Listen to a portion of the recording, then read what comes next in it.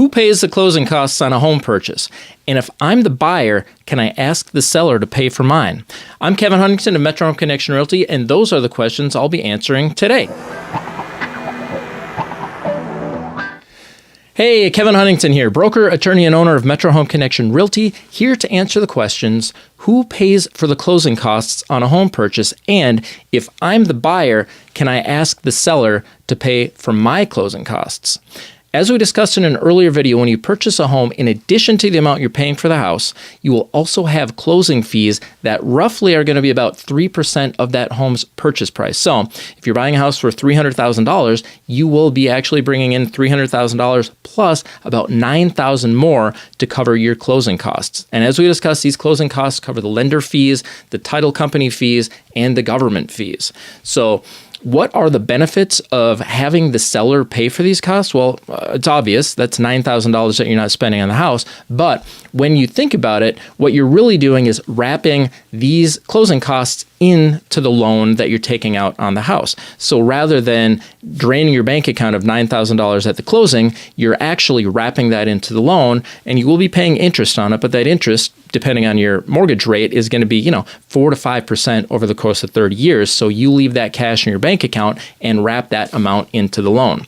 Now the question is, why wouldn't the seller just naturally be willing to do this? And first of all, you have to remember the seller has their own closing costs on a home purchase. They are paying typically the commission to sell the house, and they also have closing company fees and government fees to pay for. So if they get a request from you to pay, hey, can you contribute $9,000 towards my closing costs? That is digging in to the proceeds that they're earning on that house. So obviously that's one reason. Secondly, sometimes sellers, maybe if they've owned the house for a long time and purchased it a long time ago, certain sellers literally just feel uncomfortable. They say, well, I paid for this home myself and I didn't have anybody pay for my closing costs. Why should this buyer have me pay for their closing costs? That is a legitimate concern that sellers will have. And finally, and maybe more importantly, in an appreciating market like we're in now, any amount added to that dollar amount, say you're paying $300,000 for the house and you want to wrap in that $9,000. So to give a list price offer, you're actually going to have to say we'll pay $309,000. That gives the seller the $300,000 that they were asking. So it's an asking price offer, but that house is now going to have to appraise for that additional $9,000. And if it doesn't, you could have some troubles with your lender, and the seller may be concerned that if you've got lender troubles, you may be try to renegotiate or get out of the deal. Now, let's talk about the actual statistics, how often this happens. So here in my market in Minneapolis, I just did some research. I went back and I looked at the last 100 homes, in this case, priced between $200,000 and $350,000, to see how many times the seller paid for closing costs. Now, sometimes some extra dollars will get added in after the inspection period, so I'm only counting closing costs above 1% of the purchase price. So between over 1% up to 3% of the closing costs. And what I found, or the purchase price, and what I found is of the last 101 homes sold, 56 of those transactions involved closing costs being paid by the seller to the buyer. So a little over 50%, even in the busy market that we're in now, we find the seller paying back. Now, before it sounds like, hey, I thought this was a busy market and it's a seller's market.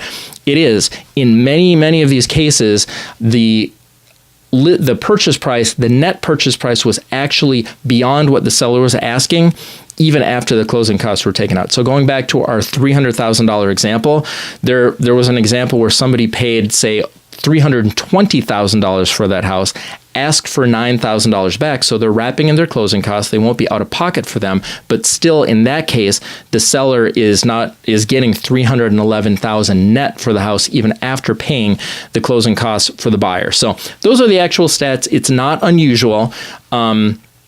And it does happen quite frequently. Again, the benefit to you as the buyer is that you save yourself the out-of-pocket expenses and you don't drain your bank account at closing.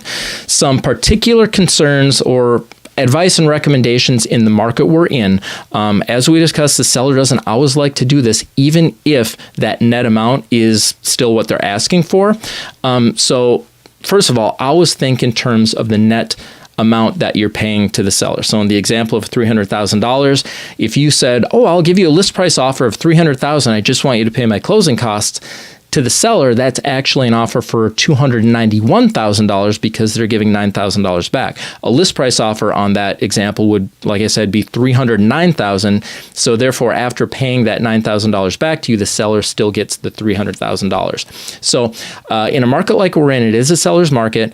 Always pay attention to the competition. Talk to your buyer's agent to see if he or she knows how many other offers you may be competing against. And if it is a competitive situation, apples to apples, if the seller is looking at an offer for a straight $300,000 or an offer for $309,000 with $9,000 to be paid back, the straight $300,000 will win every time. Again, some sellers have a problem with closing costs, but more importantly, that is an appraisal concern that they are not going to have, or $9,000 worth of an appraisal concern that they're not going to have. So I hope this information helped you understand a little bit about closing costs and whether or not it's safe to ask the seller to pay for them. And as we talked about half the time that does happen, even in the current busy market that we're in right now.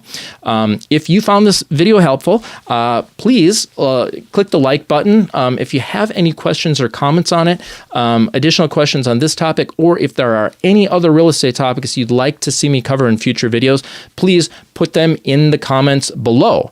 Other than that, I'm Kevin Huntington with Metro Home Connection Realty. Thank you so much for watching this video, and make it a great day.